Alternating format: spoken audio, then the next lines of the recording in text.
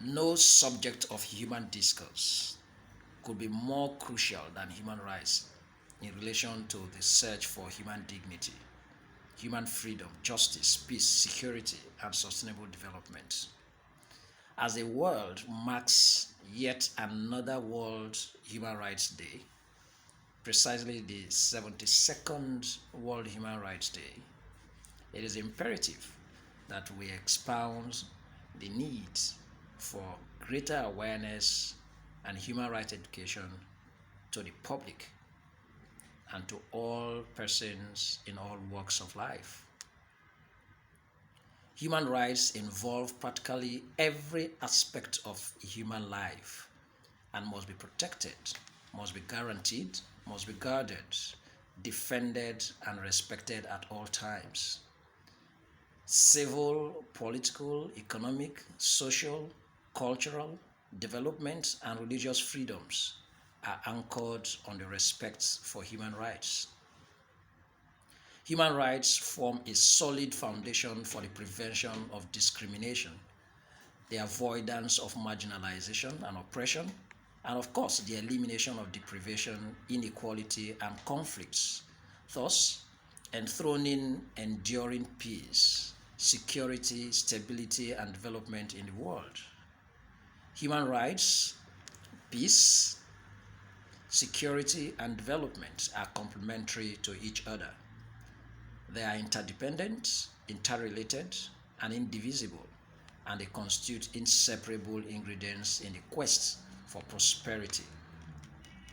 It is imperative that all persons, without discrimination, should possess a significant knowledge, awareness, and understanding of the concept and practice of human rights. Human rights are inalienable and they consist of the fundamental freedoms and liberties entitled by all men.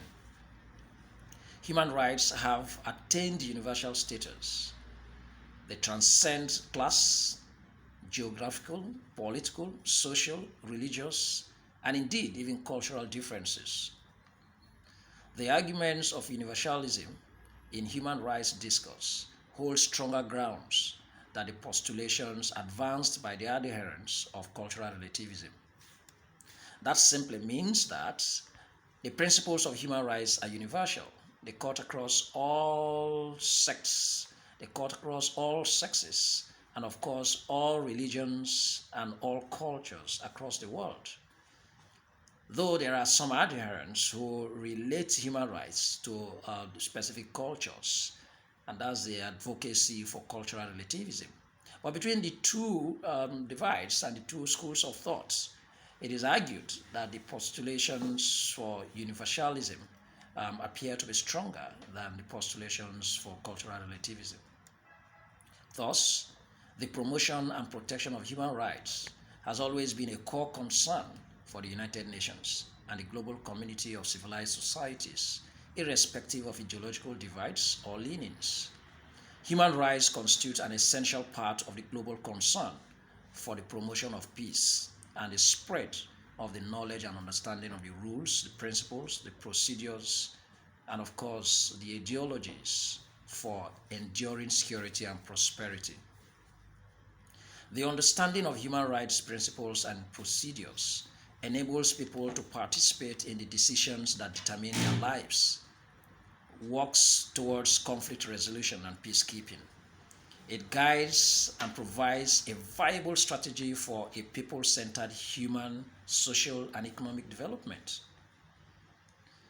Creating awareness and protecting human rights constitute veritable approaches for building and sustainable, peaceful, secured, and democratic communities where people are adequately able to shape what affects their lives and impacts on their essence, and consequently influence what takes place in their communities and the larger states.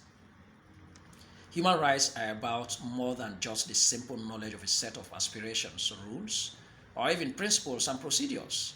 Human rights include teaching, learning, and integrating the principles of freedom and liberty as a way of life. It is about knowing, owning, planning, and even taking action to protect, to defend, and enforce one's rights. It is also about attitudes and about change in attitude, and of course about behavior and changing behavior, learning and unlearning behaviors. People must not only be provided with a general understanding of what human rights are, but they must also be shown how human rights are relevant to them and how to apply and defend human rights in their daily lives and works, whether at home or at the workplace. The background to the promotion of human rights awareness is anchored on the fact that huge proportions of our population have experienced and continue to experience different forms of rights abuses, violation, and oppression, principally due to ignorance. Human rights awareness is crucial for the promotion and protection of human dignity, human liberty, and of course, human freedom. Through human rights education and learning, a true culture of human rights can be developed, particularly based on respect, protection, fulfillment, enforcement, and practice of human rights. Establishing a culture based on human rights for everyone is an indispensable requirement for advancing a secured society. Human security requires a genuine understanding of human rights. To live a secured and dignified life in any society, people must be aware of their fundamental rights and freedoms, and they must have the strong confidence that their governments ensure and clearly acknowledge and guarantee these rights. Human rights education, through its knowledge transfer, skill building, and of course attitude shaping, raise awareness of our own common basis for the protection of human dignity and of human security.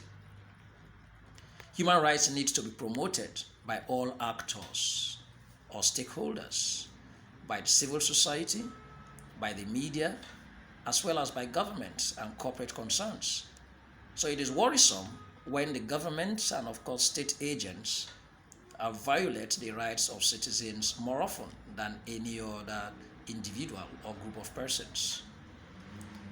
It is still very fresh in our memories in Nigeria following the NSAS protests across the country, where innocent citizens who were expressing their fundamental rights, who were indeed participating in influencing the determination of the affairs of governance, who indeed were expressing their right to participation in the affairs of government, and who indeed are asking for better governance and for improvement in security, were attacked by state agents. That was most unfortunate.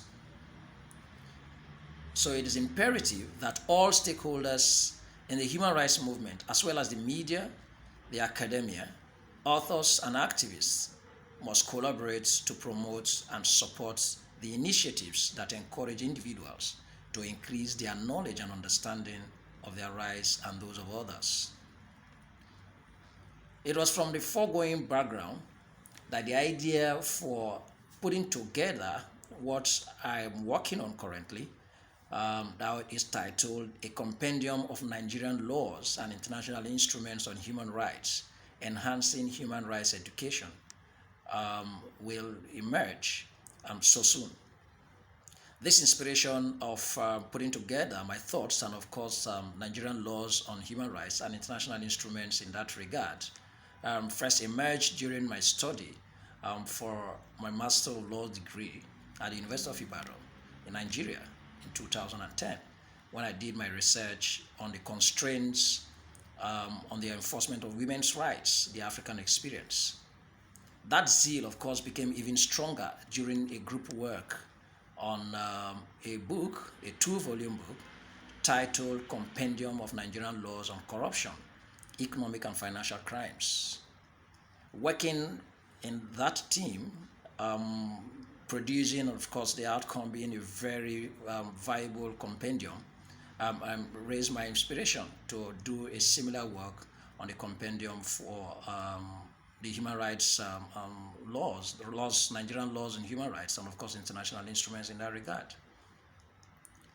That work is expected to be a contribution to the promotion of understanding and the protection of human rights.